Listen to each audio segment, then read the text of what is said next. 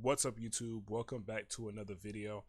In this video, we're going to be talking about points of interest. Okay, we're going to be talking about what is a point of interest, where do we get our points of interest from, how do you usually mark out a point of interest, and how to trade from point of interests and stuff like that. So it's really going to be a simple video for those of you who already understand points of interest and stuff like that. Maybe this will help you some more to get some more clarity on it, or to just expand your thinking process and expand your understanding on it.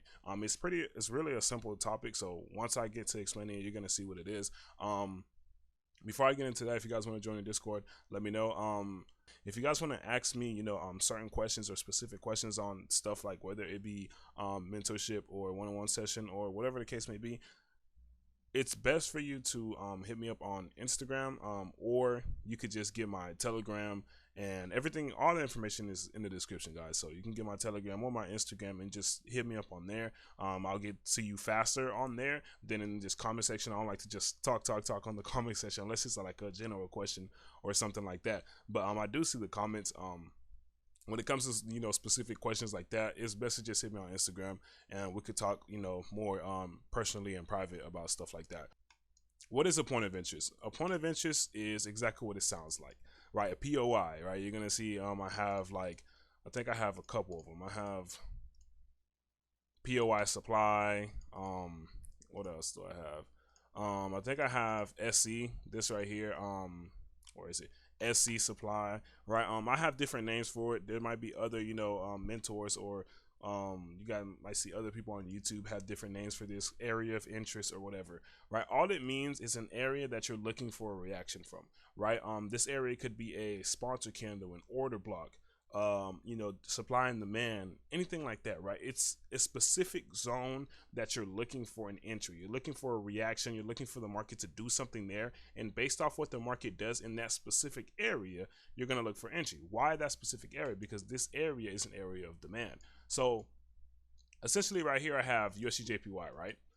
Why is this my point of interest? Well, let me go ahead and explain why this specific area here, right? Because listen, what I will tell you is this whole area here, this whole reaccumulation is a demand zone, right? You can consider this whole thing as an area of interest, right? So follow me here. You can consider this whole thing as an area of interest.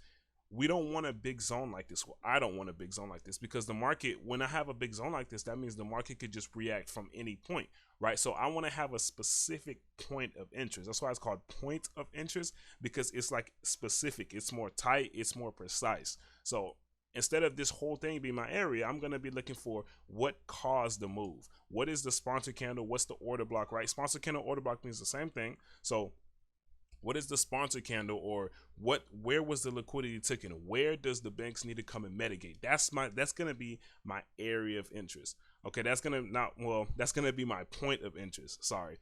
That's gonna be my point of interest, right? It's gonna be that precise zone that I'm gonna be looking for the market to do some type of reaction from. In this case, it was this down move right here, because this down move is essentially our order block, because this is where they sold the market to buy the market, right? So this is where they need to come and mitigate the orders from. We took liquidity as well, so, and we have imbalance afterwards, right? So it's just basic sponsor candle and order block confirmations, right? So essentially what I did here to find this point of interest is, I know this area is a demand area because it's a reaccumulation, right? And now I'm going in and figuring out, where does the market need to come back and mitigate? Well, I know we need to come and mitigate this zone right here, because this zone was never touched.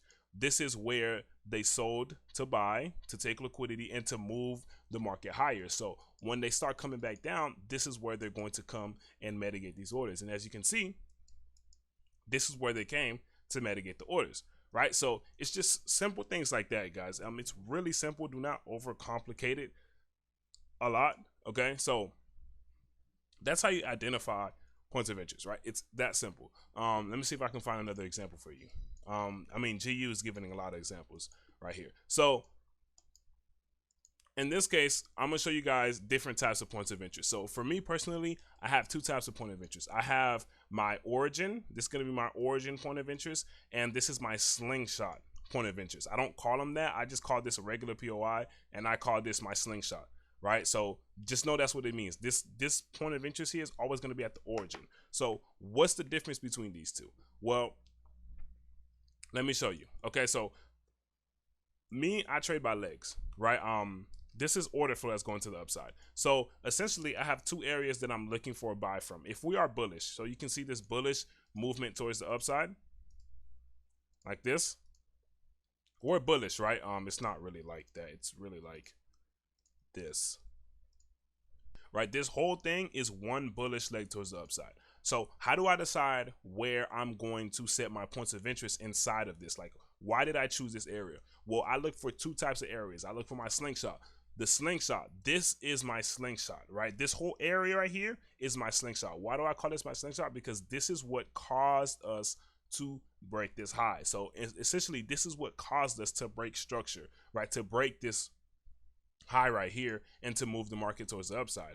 Okay, so this right here will be my first area that I'm going to be looking for a buy from, because this is where we put more buy orders in to break this high right here. So essentially, that's my slingshot. That's why I call it the slingshot, because we're slingshotting ourselves, you know, to break this high, or to slingshot ourselves to break the low, right? It's the same vice versa, whether we're going up or down.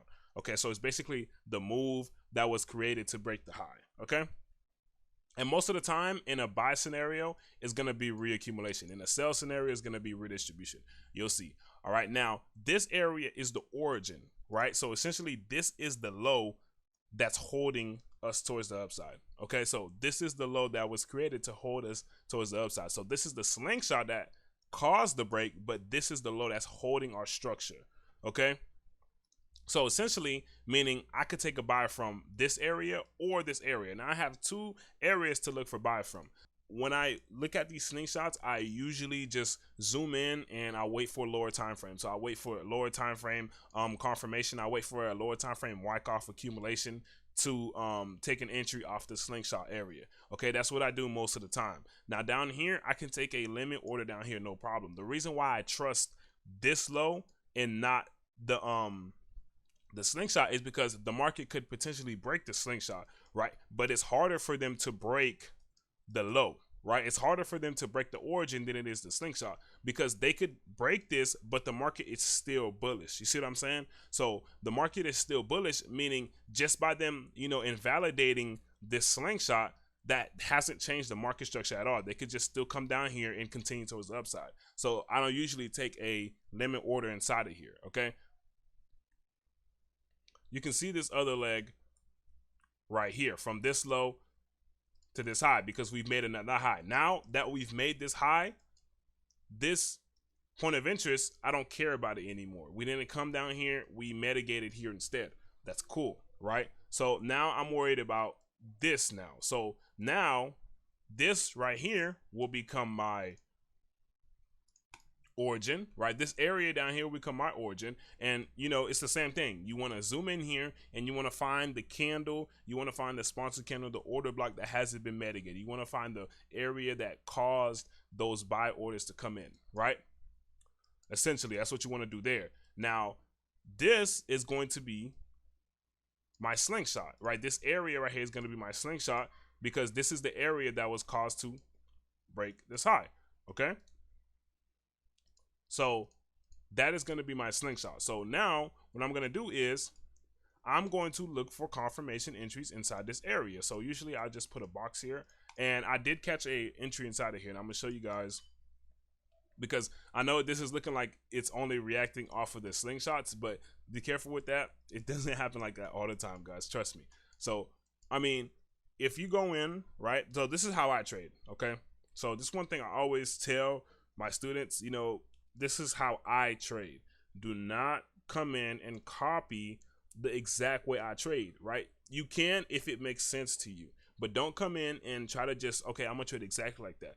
It won't work like that. Try to come up with your own plan. Try to come up with your own mindset and how you want to use these concepts. It's you're okay with setting limit orders here and here, like if you're okay with setting a limit order on the slingshot and the origin, that's fine. You can do that. It's just a personal thing for me where I don't do that, right? You can do that. There's nothing wrong with that, right? You just got to be okay that the market could potentially break this and react off of here. So that means you'll take a loss here, but you could win this one, right? If you're okay with that, then go ahead. And usually when I look for confirmation entries, I look for Wyckoff. So down here we had a Wyckoff schematic that happened. I'll go ahead and zoom in. And I know I didn't draw out the point of interest. Is essentially it's let me find it. The point of interest is going to be this candle right here, this long candle right there. All right, so that's going to be my point of interest. Okay, that's going to be my slingshot. Okay, now that we zoom in, we're going to look for confirmation entry. I'm on lower time frame. I'm going to look for that accumulation. So we have selling climax, automatic rally, secondary test, right? We have an up thrust. We have an STMB right here. This is our STMB. We have our spring, and then we have our test that happened and mitigated this candle. And this is where my entry came off of right here. Okay, so my entry was based off of this sponsor candle / order block right here. My stop loss was at the end, and this is what happened. We moved away from it. Okay, so that was the entry that we caught right there. And now look, we've made another high, right? But instead, we didn't come all the way down here. I think we came off of here, but I was expecting us to come down here. But now we've made another high, and now I'm waiting for us to come down here. You see what I'm saying? So these points of interest, like, they're so easy to, identify. It's pretty much very simple. And one thing I want to tell you is the market can break your point of interest, right? It doesn't have to hold, right? Nothing has to happen in this market, guys. Remember that these sponsor candles that we're trading off from, these accumulations or whatever, they don't have to hold. Okay, it doesn't mean like just because you draw it there and I draw this area doesn't mean the market has to doesn't mean the market has to bounce from here. Okay, the market could just come down and do this. There's times that this happens. You know what I do from here? I find another scenario. Okay, I build another scenario off of it. The market breaks this. That means, okay, we're breaking this structure. Maybe I can find another point of interest up here to sell from, right? You have to be able to trade both sides, guys. You have to be able to, change your thoughts, change your scenarios, and move around the market. Don't stick to one side, okay? So that's points of interest, guys. It's very simple. All right, it's very simple. I didn't want to get, too in depth with it and make it confusing. I tried to keep it as simple as possible. What I've said here is the basic explanation of points of interest. It's that simple, right? Find your sponsor candles, find your order blocks, use them and mark out zones from those areas, right? The unmitigated areas, zone them out, trade from those areas. Whether you want to take a limit order or whether you're going to wait on lower time frame to get that lower time frame entry, doesn't matter. So that was a basic explanation, guys. If you need another video on this or you want me to go more in depth on this, let me know. Okay, if you're interested in Discord, links in the description. Anything else, the links are in the description. I'll see you guys in the next video.